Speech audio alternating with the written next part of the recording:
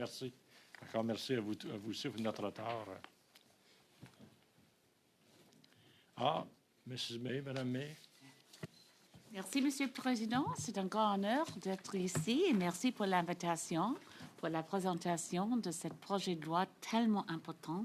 C'est 226, comme vous avez expliqué déjà. C'est un projet de loi pour l'élaboration d'une stratégie nationale visant à évaluer et plus important de prévenir le racisme environnemental et pour un programme qui va marcher et faire une grande différence en faveur de la justice environnementale. So look, I'm watching my clock. I know Je suis consciente de l'heure. Je sais que j'ai 10 minutes pour mon discours. Je veux juste m'assurer que je puisse donner mon discours. Je veux juste m'assurer qu'on ait le temps pour la discussion. Alors, je voulais simplement mettre en exergue dans ma présentation de ce projet de loi d'initiative privée. J'aimerais aussi remercier la sénatrice McCallum pour avoir marrainé le projet de loi au Sénat. Je remercie le Sénat en tant qu'institution. J'aimerais remercier les sénateurs et sénatrices aussi pour avoir déjà adopté une mouture du projet de loi. Et le projet de loi se situe à la deuxième lecture au Sénat et maintenant est étudié par le comité.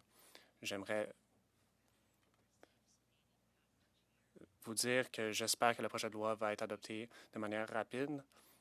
Il y a des limites temporelles dans le projet de loi. Une fois que le projet de loi reçoit la sanction royale, le gouvernement va disposer de 2 ans pour mettre en œuvre la partie la plus importante du projet de loi, c'est-à-dire de parler du problème qui est l'enjeu principal, qui est l'élaboration d'une stratégie. Quand je présente un projet de loi, je pense à des questions. Je pense au fait que le Canada a un problème avec l'existence même du racisme environnemental. Je ne devrais pas me référer aux médias sociaux avec vous aujourd'hui ici, mais je vois sur les réseaux sociaux qu'il y a des gens qui se moquent du racisme environnemental. Alors, je ne veux pas nécessairement expliquer toutes les raisons justifiant l'existence du racisme environnemental. J'aimerais juste résumer de manière très brève mon parcours qui m'a mené à étudier cet enjeu. Mais j'aimerais aussi vous parler des façons dont d'autres pays ont abordé cet enjeu. Ce n'est pas un enjeu inconnu. Ce n'est pas table rase. Il y a d'autres pays qui ont de l'expérience et j'espère qu'on peut s'en inspirer. Alors, j'aimerais remercier le président et les membres du comité pour votre présence aujourd'hui. Ça fait longtemps que je me suis attaqué à ce dossier. J'étais à Cap Breton avant d'être à l'île de Vancouver. Je travaillais sur un dossier. Vous en souvenez peut-être, c'est les étangs bitumineux de Sydney, qui était le plus grand site de déchets toxiques du Canada. J'ai travaillé sur ce dossier dans les années 90 et dans les débuts des années 2000. Le plus grand site de déchets toxiques du Canada a été le résultat de le fait de construire une usine d'acier à Cape Breton, à Cap-Breton, au début du 20e siècle. Cette usine utilisait du charbon très toxique à Cap-Breton et ça a fait en sorte que une zone de pêche autochtone a été affectée.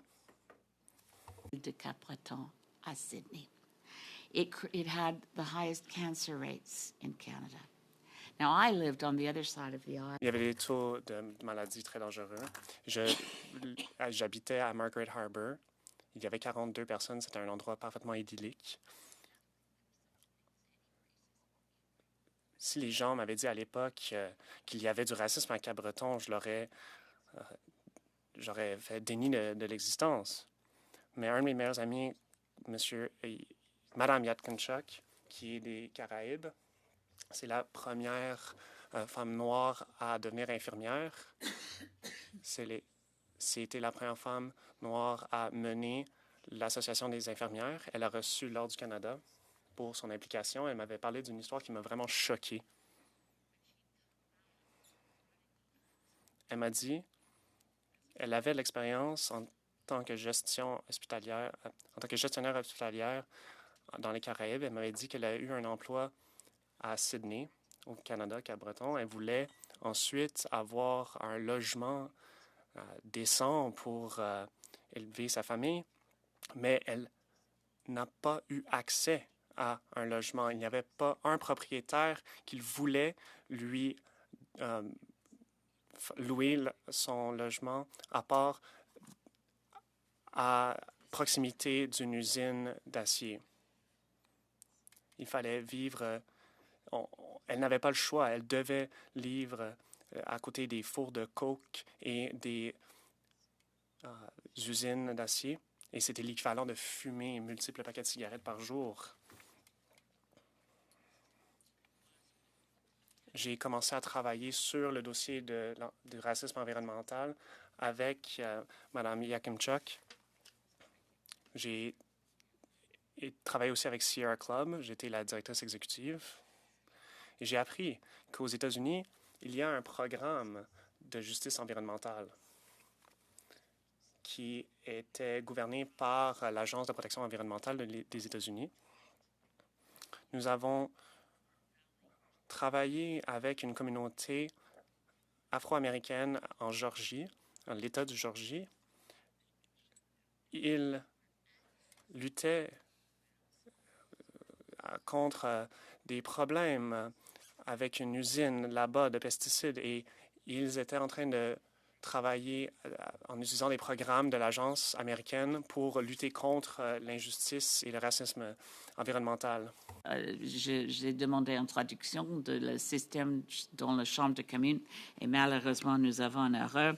Alors, I have it in English, but Je l'ai donc en anglais.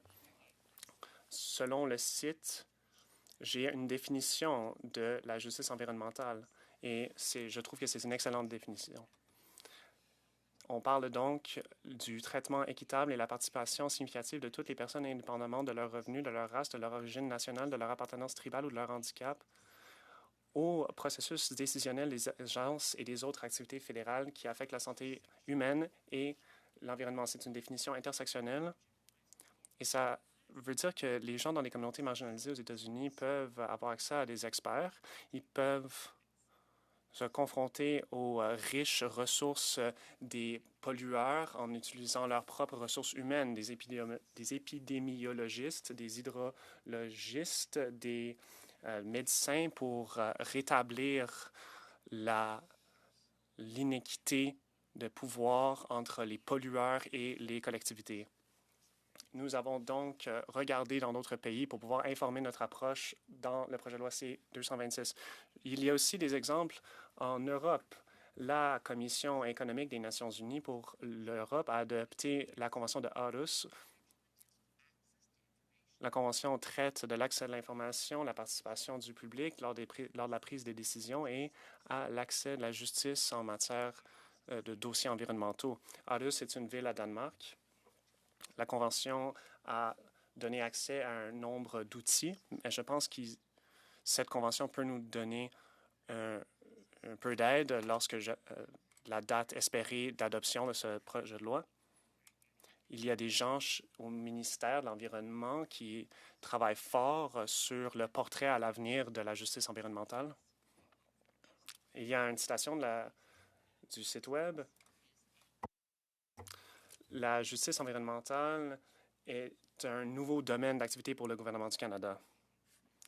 Et c'est vraiment le message le plus important de mon discours. Ce n'est pas un nouveau champ de travail dans d'autres pays dans le monde. C'est nouveau au Canada, certes, mais on peut regarder et se tourner vers l'expérience américaine. Il y a des programmes depuis 1994.